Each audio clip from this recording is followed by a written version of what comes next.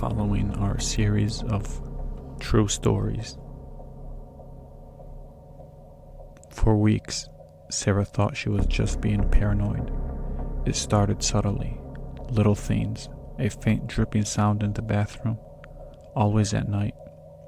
She lived alone in a basement apartment, so she chalked it up to old plumbing. Still, the noise had a pattern, like someone was waiting for her to notice. Then came the whispers. One night, while brushing her teeth, she swore she heard a voice, muffled but close, far too close for comfort. She turned off the water and leaned over the sink. It was coming from the drain. The voice said, "I can see you." Her toothbrush dropped from her mouth. She backed away, heart thudding, and ran out of the apartment. Police were called, and after a search, they made a horrifying discovery. Someone had broken into the building's crawl spaces and was living inside the plumbing access shafts. The man had modified the drainage system, removing a panel beneath her bathtub, allowing him to watch her through the pipes and vents. They found a sleeping bag, food wrappers, and a notebook. Inside were pages of notes about Sarah, what time she showered, what she wore, and what he planned to do soon. The Vanishing Hitchhiker. Resurrection Mary. It's one of the most enduring urban legends in the Midwest. Except it isn't a legend.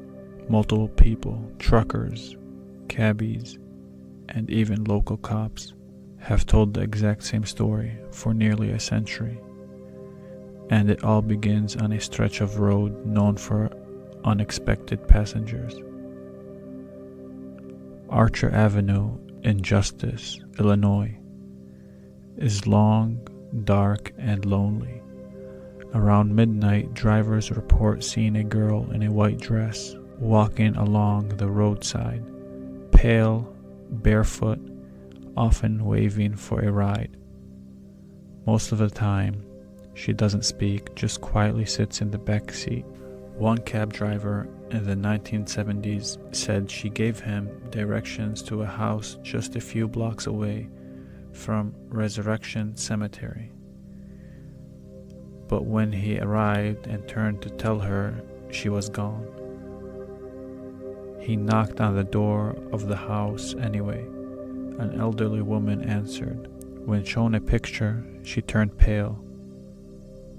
"That's my daughter, but she's been dead for 50 years.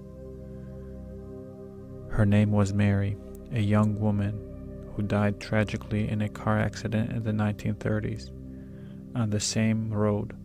Her spirit, it seems, never left. And if you're driving that road after midnight, keep an eye on your rear view mirror, because if you blink, she might already be in your back seat." The Cabin Visitor. Jason had always loved his grandfather's cabin, tucked deep in the Oregon woods. No cell service, no neighbors, just the crackle of firewood and of old floors. One winter weekend he went there alone, needing to unplug. On the second night, as snow blanketed the trees, he sat by candlelight, reading a book. That's when he heard the footsteps, slow, deliberate, crunching in the snow. He assumed it was an animal until he saw a human figure through the frosted window. A man, still, watching. Jason grabbed his grandfather's hunting rifle and peered again. That figure hadn't moved, just stood there in the moonlight wearing what looked like a long coat, something from the 1800s. Jason shouted, "I'm armed." No response. He fired a warning shot. The man turned and walked straight into the woods without a sound. The next morning, Jason found no tracks, not a single indication in the deep snow. He checked the trail cams his grandfather had set up around the cabin. They were all turned off except one, which had been left recording. In the final frame, just before the camera died, was a close-up of a face, gaunt, pale, and inches from the lens. The timestamp was before Jason heard the steps. The Phantom Roommate. Madison lived in a small one-bedroom apartment in New York City, the kind where every square foot counted. She was a clean freak and a creature of habit, so she knew exactly what she had in her fridge, how many eggs were left, and where every item was placed.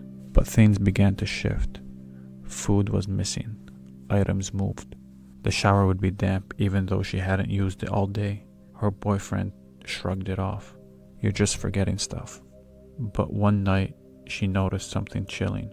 Her cupboard door, the one above the fridge, was ajar, slightly open. She hadn't touched it in weeks, and the cabinet was deep, practically a crawl space. So she set up her phone to record, pressed the record button, placed it on the counter, and left for work. When she got home, she checked the footage. Midday, long after she'd gone, a hand emerged from the cupboard. Then a face. A woman crawled down from the cabinet, barefoot, and began rummaging through her food. She used the bathroom, drank juice, napped on the couch, then as if nothing happened, she climbed back up and disappeared into the cabinet.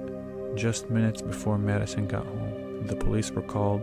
Inside the crawl space, they found blankets, snacks, and a bucket.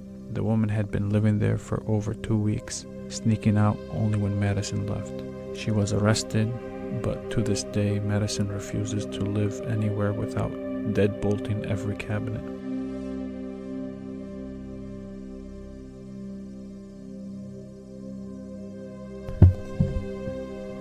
If you've made it to the end of the video, I thank you so much, and hopefully you like my content. If you give me feedback, I'll appreciate that. And if you have any recommendations to certain stories, thank you for listening, and have a good night.